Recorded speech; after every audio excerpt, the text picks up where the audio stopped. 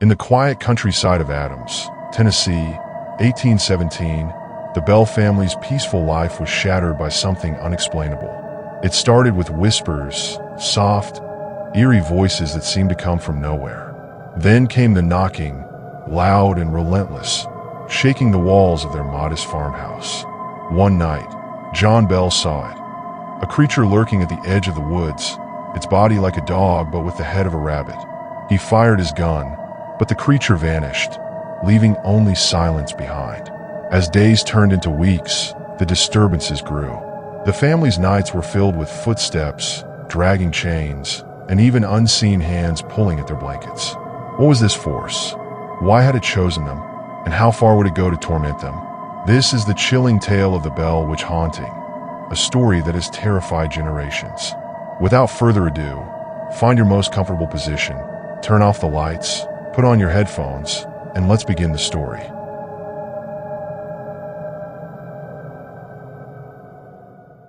The year was 1817. The Bell family had lived in their quaint farmhouse for years, surrounded by the serene beauty of Tennessee's rolling hills. Life was simple, even predictable, until the night when everything changed. It began innocently enough. One of the Bell children, Betsy, complained about faint noises keeping her awake. At first, her parents dismissed it as the sounds of the old house settling, or perhaps the wind brushing against the windows. But as the nights went on, the whispers grew louder and more distinct. They seemed to emanate from the walls themselves, though no source could be found. Then came the knocking. At first, it was sporadic, soft taps on the wooden walls in the middle of the night. But soon, the knocks became deliberate and forceful, resonating through the home and startling the family awake. The noises weren't confined to one spot. They moved. One moment, a knock would come from the front door, and the next it echoed from inside the walls. John Bell, the family patriarch, tried to investigate. He would light a lantern and search every corner of the house, but he found nothing.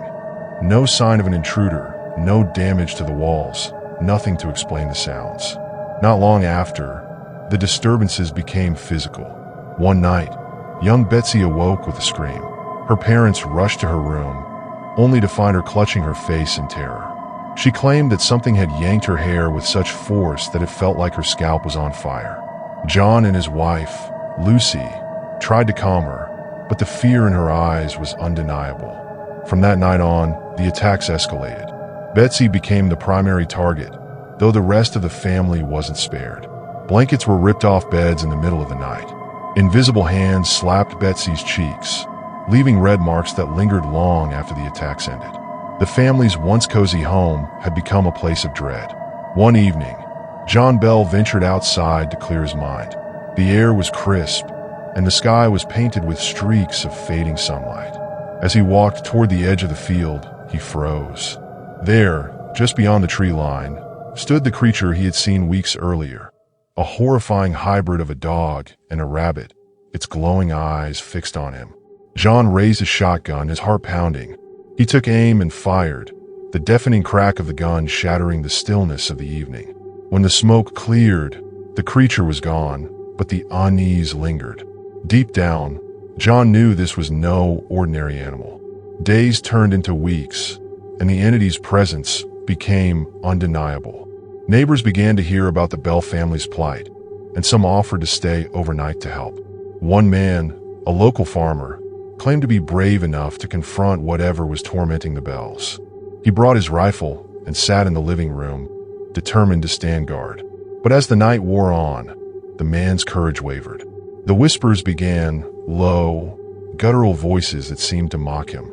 Then his rifle was torn from his grasp by an invisible force and flung across the room. The man fled, vowing never to return. The Bell family was left to face the terror alone, their once safe haven now a prison of fear. The Bell family's ordeal grew worse with each passing day. What had started as whispers and knocks had evolved into something far more sinister. Betsy Bell remained the entity's primary target, but its malevolence soon extended to everyone in the household. John Bell began to feel an unrelenting weight on his chest at night, as if unseen hands were pressing down on him. Lucy Bell, the kind and gentle matriarch, started finding long scratches across her arms, though she had no memory of how they got there. The family's belongings were thrown around the house, chairs overturned, and dishes shattered for no apparent reason. But it wasn't just physical attacks. The entity seemed to take pleasure in tormenting them mentally. It would mimic their voices, calling out to one another from empty rooms. Sometimes they heard laughter, low, guttural, and unmistakably mocking. One night, as the family gathered in the living room, the whispers turned into something terrifyingly clear. A voice, neither male nor female, began to speak. It mocked them, calling John a hypocrite and a fraud. The voice spoke of secrets only John could know, exposing his deepest fears. When John demanded to know what the entity wanted, the voice simply laughed. "I'm here for you," it said, "and I won't leave until I've had my vengeance." The Bell family tried to ignore it, hoping the presence would fade with time. But the entity was relentless. It began to interact with visitors, revealing secrets about their lives and mocking their shortcomings. Word spread quickly, and the Bell home became a magnet for curiosity seekers and skeptics alike. The local community began to refer to the entity as the Bell Witch. Some claimed it was the spirit of a woman named Kate Batts, a neighbor who had long been rumored to practice witchcraft. Kate and John Bell had a contentious history, with disputes over land and money. Though Kate had passed away years before the haunting began, many believed she had returned to exact her revenge. The Bell Witch, as the entity now called itself, seemed to relish the attention. It spoke openly about its disdain for John Bell, vowing to end his life. "You will not see another harvest," it hissed one night, sending chills down the spines of everyone who heard it. Desperate for help, John Bell invited local clergymen to investigate. Ministers and priests came to the house, armed with Bibles and prayers. They conducted exorcisms, blessing the home and demanding that the entity leave. At first, the rituals seemed to work. The house fell silent, and the family dared to hope that their nightmare was over. But the reprieve was short-lived. Days later, the entity returned with a vengeance. It mocked the clergy's efforts, reciting scripture backwards and laughing as crosses were flung from the walls. One evening, a traveling stranger arrived at the Bell farm. Claiming to have heard about their plight, he offered to help. The man carried an air of confidence, his presence commanding attention. He sat with the family and listened intently as they recounted their experiences. After a long silence, the man spoke. "This isn't just a haunting," he said. "This is a curse. It won't stop until it gets what it wants." When John asked what that was, the man simply shook his head. "I can't say for sure, but you're at the center of this, Mr. Bell. Whatever this is, it's tied to you." His words left the family shaken. John couldn't deny the truth in them. The entity's hatred was personal, and its attacks were growing more vicious by the day. The Bell farm, once a place of warmth and prosperity, had become a desolate shell of its former self. Crops withered in the fields, and livestock grew sick and died without explanation. Neighbors began to distance themselves, fearful that whatever plagued the Bells might spread to their own homes.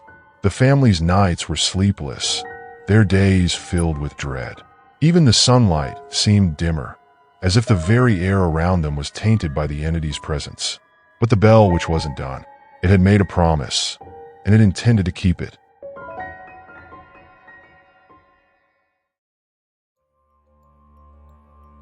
As the weeks passed, the Bell family found no relief. The entity, now firmly established as the Bell Witch, continued its relentless torment, pushing the family to the brink of despair. John Bell, once strong and proud, began to show signs of decline. His health deteriorated rapidly, and his body seemed to wither under the unseen pressure of the curse. It wasn't just the physical attacks that wore him down, but the relentless psychological warfare. The Bell, which seemed to take pleasure in playing with John's mind, constantly whispering in his ear, telling him that his time was near. "You won't see another harvest," it would hiss, repeating the same chilling prophecy. John Bell became a shell of the man he once was. He grew weak, unable to sleep or eat. His family watched helplessly as their patriarch withered away before their eyes. But the Bell Witch wasn't done with him yet. One evening, after a particularly violent encounter with the entity, John Bell became unconscious. His body was cold, his breathing shallow. When Lucy Bell tried to rouse him, she noticed a strange odor coming from his mouth. It was the same smell that had filled the house on many occasions during the attacks, like rotting meat. Desperate, the family called for the local doctor. The doctor examined John, but couldn't find any physical cause for his condition. His heart was weak, his body frail, but there was no visible injury or illness. The doctor suggested that John might have fallen victim to some sort of poisoning, but he couldn't explain how it had happened. The family could only watch as John's condition worsened. The bell which had fulfilled its promise. One night, as John lay near death, the bell which spoke again. It was a voice filled with triumph. "You've come to the end," it whispered. "Your soul is mine." And then, the voice turned its attention to the rest of the family. "I'll be back," it warned them. "You'll never be free of me." John Bell passed away shortly after, his body cold and lifeless. The family was left in shock, mourning the loss of their father and husband, but the terror wasn't over. The bell which had promised it would not leave, and it seemed to keep its word. After John's death, the disturbances continued. The Bell family, now gripped by grief and fear, tried to go on with their lives, but the hauntings didn't cease. The bell which continued to torment them, though its attacks became less frequent. Over time, the Bell Witch's presence slowly faded from the farm. Some say the entity simply lost interest, while others believe it was bound to the Bell family's land. To this day, the Bell Witch is said to still haunt the area, though no one has been able to prove its existence. The tale of the Bell Witch remains one of the most chilling legends in American history. Many who visit the Bell farm today claim to feel an eerie presence lingering in the air, and some even report strange sounds and sights. But whether it's the ghost of Kate Batts or something else entirely, the mystery of the Bell Witch endures. Was it a curse, a poltergeist, or something darker, more malevolent than anyone could imagine? No one knows for sure. But the terror that the Bell family endured all those years ago is a reminder that some things cannot be explained, and some evils never truly leave.